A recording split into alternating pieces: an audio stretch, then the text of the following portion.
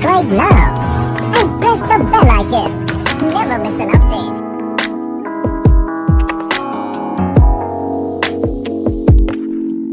गीता जी के पहले अध्याय के 29वें और 30वें श्लोक में जब अर्जुन अपने सामने दुश्मनों के रूप में अपने रिश्तेदारों को देखते हैं तो वो बहुत ज्यादा घबरा जाते हैं, विचलित हो जाते हैं, उनका मुंह सूखने लगता है, उनके हाथों से उनका धनुष भी गिर जाता है और वो खुद भी गिरने की स्थिति में आ जाते हैं। आपके जीवन में भी कई बार ऐसी स्थितियां बनती होंगी जब आप किसी नए काम को करने के लिए जाते हैं, किसी परीक्षा को देने के लिए जाते हैं, तब भी आपके साथ ऐसा ही कुछ होता होगा। उस समय आपको दो चीजें चाहिए, पहला खुद के ऊपर विश्वास कि मैं ये कर सकता हूँ, और दूसरा कि जो भी अब मैं करने वाला हूँ उसमें किसी का कुछ गलत नहीं होगा बल्कि सबका भला ही होगा। जब भी आप इन दो चीजों के साथ किसी भी काम को करने जाएंगे तो आपको किसी भी काम को करने में घबराहट नहीं होगी। गीता जी के दूसरे अध्याय के 27वें श्लोक में श्री कृष्ण साफ साफ समझाते हैं कि जिस व्यक्ति ने जन्म लिया है उसकी मृत्यु निश्चित है, उसे कोई रोक नहीं सकता, और जिस व्यक्ति की मृत्यु हुई है उसका जन्म भी निश्चित है, उसे भी कोई नहीं टाल सकता। लेकिन यदि कोई व्यक्ति मृत्यु के बारे में बार बार सोचकर डरता रहता है, परेशान होता रहता है, तो ये डर बिल्कुल भी सही नहीं है। हम सभी के जीवन में कभी न कभी ये परिस्थिति आती ही है कि कोई हमारा अपना हमें छोड़कर चला जाता है। अब यदि सामाजिक दृष्टिकोण से देखें तो यहाँ पर दुखी होना बहुत सही है, इसमें कुछ गलत नहीं है। लेकिन यदि आध्यात्म के दृष्टिकोण से देखें तो ये विषय बिल्कुल भी शोक करने लायक नहीं है, क्योंकि वो व्यक्ति ना ही जीवित था और ना ही मरा हुआ है, क्योंकि आत्मा ना तो कभी जन्म लेती है और ना ही कभी उसकी मृत्यु होती है, वो तो हमेशा ही यहाँ रहती है। गीता जी के दूसरे अध्याय में 34 से लेकर 38वें श्लोक तक श्री कृष्ण अर्जुन को समझाते हैं कि यदि तुम युद्ध नहीं लड़ोगे तो ये सारे के सारे लोग तुम्हें कायर समझेंगे।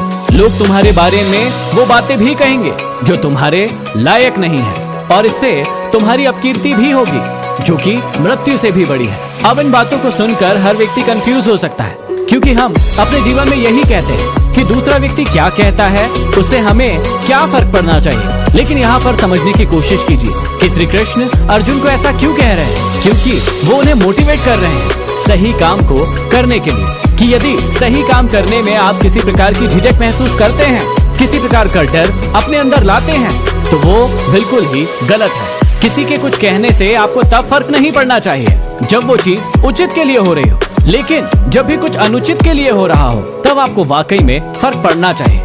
गीता जी के दूसरे अध्याय के 41वें श्लोक में श्री कृष्ण अर्जुन को समझाते हैं कि इस कर्म योग में निश्चित बुद्धि सिर्फ एक होती है, लेकिन अस्थिर विचारधारा वाले विवेकहीन व्यक्तियों की बुद्धि अनंत होती है। कहने का मतलब ये है कि जब भी आपको कोई फैसला लेना हो तो आपके पास सिर्फ एक बुद्धि होना चाहिए, आपका सिर्फ एक विचार होना चाहिए। लेकिन ऐसे लोग जिनमें फैसले लेने की कमी होती है, जिनके विचार हमेशा भटकते रहते हैं, उनकी बुद्धि अनंत होती है, उसमें बहुत सारे विचार चलते रहते हैं और जिसकी वजह से वो कभी भी कोई भी फैसला नहीं ले पाते। जब भी आप फैसला नहीं ले पाते हैं तो आपकी बुद्धि न जाने किन किन दिशाओं में घूमती रहती है, सोचती रहती है। लेकिन यदि आप एक बार किसी चीज का निर्णय ले लें तो उसके बाद आपके पास सिर्फ कर्म बच जाता है। यदि आप उस कर्म को करते हैं तो आपको उसका निश्चित ही फल मिलता है।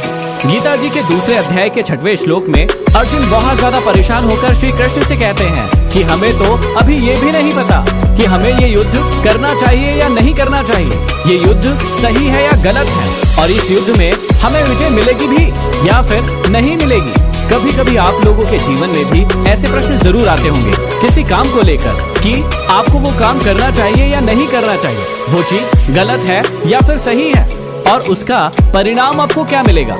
जब भी इस प्रकार का प्रश्न आपके मन में आए, हमेशा याद रखना कि कर्म आपका धर्म है, वो तो आपको करना ही पड़ेगा।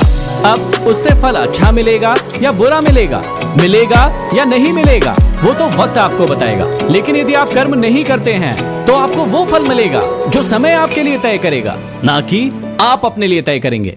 गीता जी के दूसरे अध्याय के 11वें श्लोक में श्री कृष्ण अर्जुन को साफ साफ कहते हैं कि तू ना शोक करने वाले व्यक्तियों के लिए शोक करता है और बहुत बड़े बड़े पंडितों जैसी बातें करता है, लेकिन याद रखना कि पंडित भी जीवित व्यक्ति और मरे हुए व्यक्ति के लिए कभी भी शोक नहीं करता है। कभी कभी आप भी इमोशनल होकर मूर्ख लोगों के लिए और कुछ ऐसे लोगों के लिए जो आपका ही बुरा चाहते हैं, उन लोगों के लिए आप भी दुखी हो जाते हैं, उससे बाद में आपको ही बहुत बड़ा नुकसान होता है। इसलिए कभी भी मूर्ख लोगों के लिए, छली लोगों के लिए और कपटी लोगों के लिए, और जो लोग आपका बुरा चाहते हैं, ऐसे लोगों के लिए आप कभी भी दुखी मत होइए, शोक मत मनाइए, क्योंकि इससे आप खुद को ही परेशान करते हैं।